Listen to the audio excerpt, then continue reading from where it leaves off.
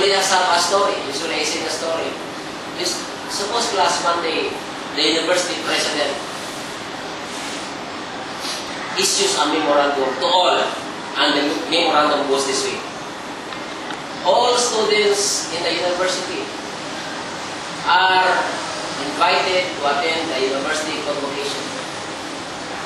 Those who can attend will be exempted in all their classes the whole semester.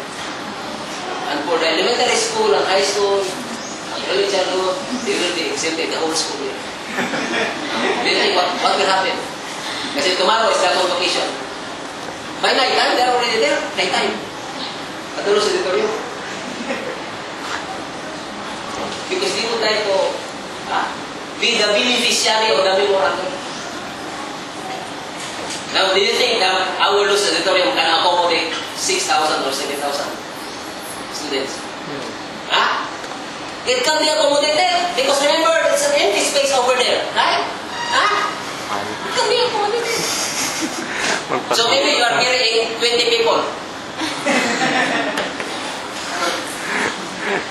So compare sa nearest star from your reading. The nearest star next to the sun.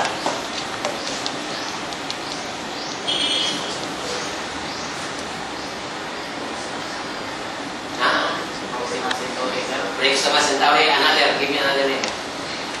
Aldebaran? Aldebaran? No. There's another Centauri.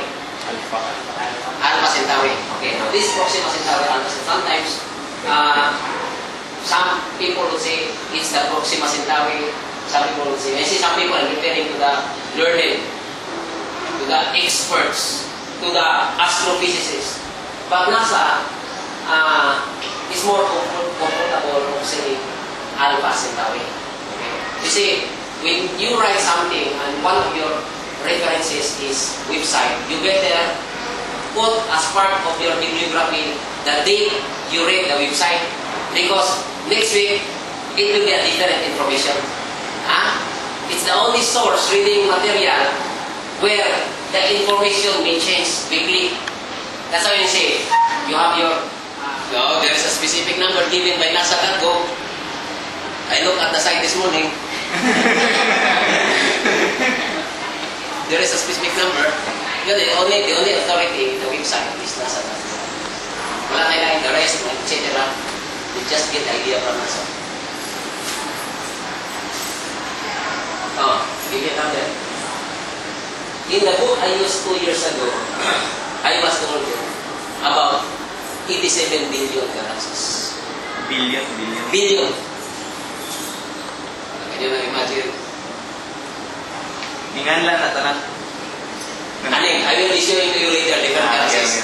Aning pa niya, depende who will be the first to baptize that galaxy or this galaxies later. Now in a galaxy, how many stars are there? Now, the planetoids or asteroids move in the same direction. If you are looking at the solar system over and above the North Pole, it is counterclockwise. The asteroids also move in the same direction. Okay, now, question. Which is having a faster velocity, the Earth or any of the meteorite or any of the asteroids? Well, this is a challenge question. So, physics. Which moves faster? Now, you don't need to learn astronomy to answer that question, because you know that in the case of the solar system, the nearer the planet is or any object to the center, the faster is the speed. Now, you will know that the asteroid belt is farther from the center. The sun is nearer the center, therefore the velocity of the sun is faster than that of any of the asteroid. The Earth there. Okay. Now, that is an exaggeration, because usually, now, this one happens when there is a collision. Okay. When there is a collision, here, meteors. This is the consequence of a collision. Meteors are products of collisions of asteroids. There are many of them, more than 90,000, I'll give you the right figures later, more than 90,000 asteroids, and they are close to each other, okay, and they have irregular shapes, so that their angular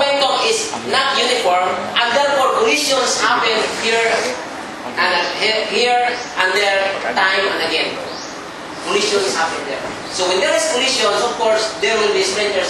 This is the result of that collision. Okay, now, that is one source of meteor shower. Another source of meteor shower are the comets. You will know later As you acquire equipment.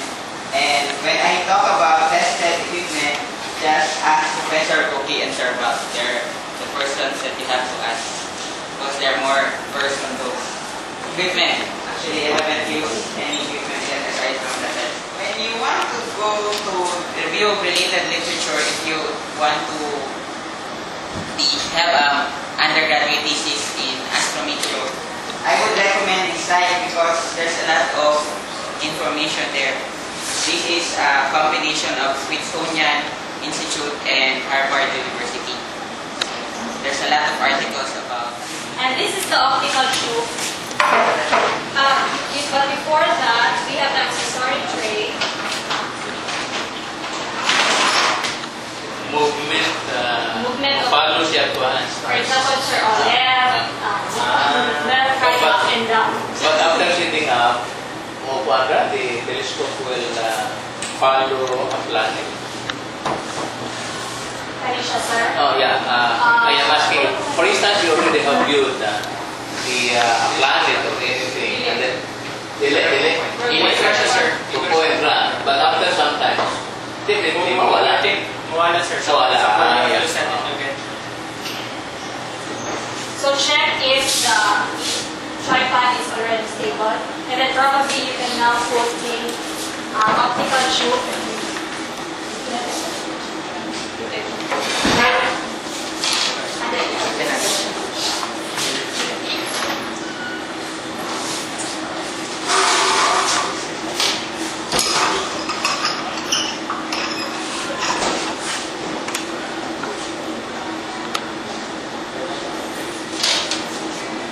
And then this accessory tray, you can actually put the remote control.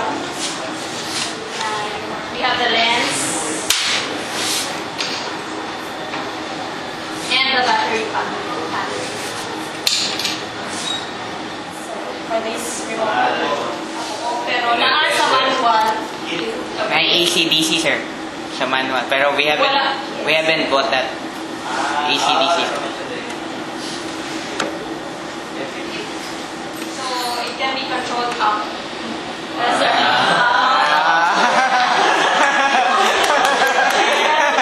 right or left.